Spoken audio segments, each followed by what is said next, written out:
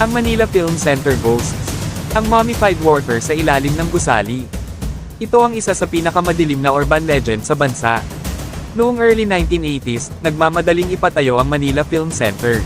Pero ayon sa kwento, nagkaroon ng malaking aksidente, gumuho ang bahagi ng konstruksyon at maraming workers ang natabunan ng semento. At dahil nagmamadali raw ang project, hindi na raw hinukay ang iba.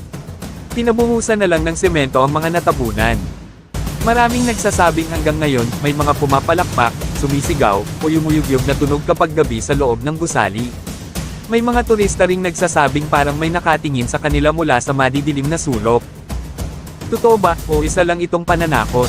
May mga official reports na may aksidenteng nangyari, pero hindi malinaw kung may mga katawan nga bang naiwan sa ilalim.